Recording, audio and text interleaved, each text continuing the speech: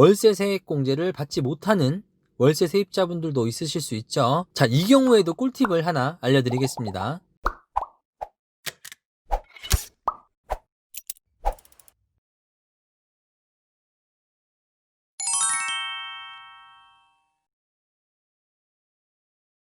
네, 안녕하세요. 사마리아인입니다. 엑셀로 부자되기 시간으로 돌아왔습니다.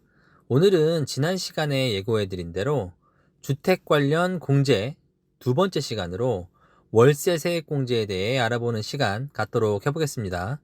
본격적인 이야기에 앞서 엑셀로 부자되기 연말정산 완전 정복 지난 영상을 아직 못 보신 분들이 계시다면 우측 상단에 링크 남겨놓을 테니까요.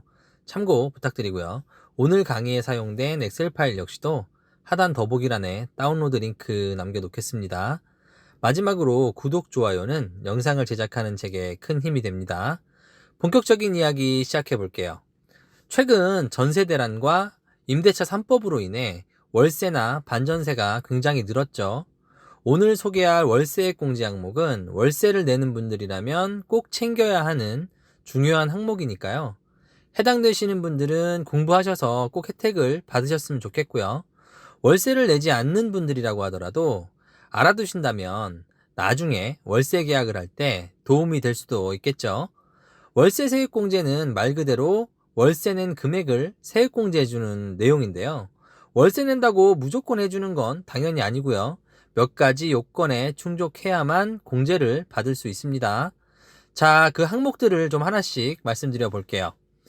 첫 번째로 세대 요건을 충족해야 합니다. 앞선 주택자금 공제 영상에서 소개해드린 세대 개념을 기준으로 무주택 세대여야 하는데요. 해당 내용이 좀 궁금하신 분들이라면 제 지난 주택자금 공제 영상을 참고 부탁드리고요. 무주택 세대주라면 가능하고요. 만약에 세대원이다 라고 하시면 세대주가 월세 공제 또는 주택자금 공제를 받지 않아야 합니다. 중복 혜택을 막기 위한 조치라고 이해하시면 될 것 같아요. 자, 두 번째로 급여 요건이 있습니다. 근로소득자라면 총급여 7천만 원 이하여야 하고요. 추가적으로 종합소득 금액 6천만 원 초과자는 제외가 됩니다. 종합소득이란 근로소득 외에 사업소득, 이자소득, 배당소득, 임대소득, 기타소득 등을 모두 합산해서 5월에 신고하는 종합소득 개념을 말하는데요. 예를 들어 급여는 얼마 안 되더라도 다른 소득이 많은 사람들이 있을 수도 있죠. 소득이 적은 사람들에게 혜택을 많이 주자는 취지에 벗어나기 때문에 이런 조건이 붙는다고 이해하시면 될 것 같습니다. 자, 세 번째로 주택 요건이 있어요. 가장 먼저 85제곱미터 이하 국민주택 규모 이하 주택이어야 하고요. 기준 시가 3억 원 이하의 주택이어야 공제가 가능합니다. 고가의 주택이나 대형 주택은 혜택을 주지 않겠다는 취지인데요. 요즘 같은 시기에 기준 시가 3억 이하라는 기준이 잘 맞는 건지는 잘 모르겠어요.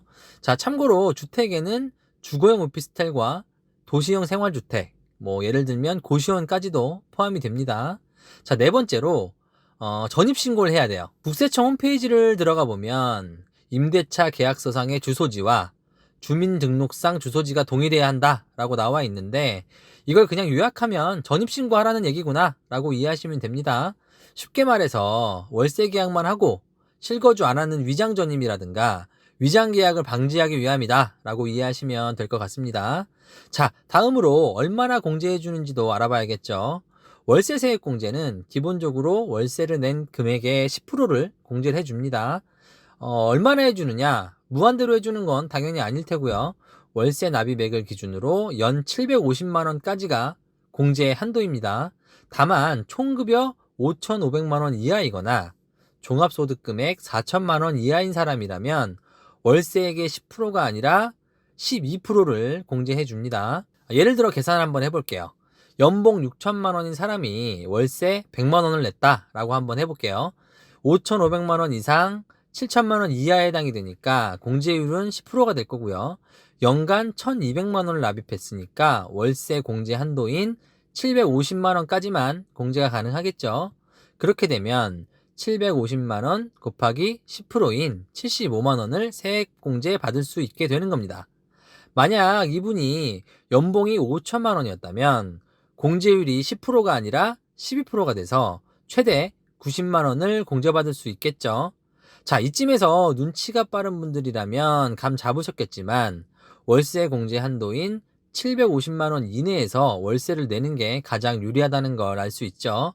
예컨대 월세 100만 원인 집이 있다라고 하면 750만 원의 12분의 1인 약 63만 원까지만 월세 계약을 하고 나머지는 전세 형태로 일종의 반전세 계약을 하면 거의 한 달 반 정도의 월세를 공짜로 낸 거나 다름없는 혜택을 받을 수 있는 겁니다. 그래서 월세를 당장 지금 살고 있지 않으시더라도 미리 알아두실 필요가 있는 거예요. 요즘에는 뭐 알아서 좀 더 버는 게 문제가 아니라 모르면 당하기 때문에 경제 공부는 필수라는 점 명심하셨으면 좋겠습니다.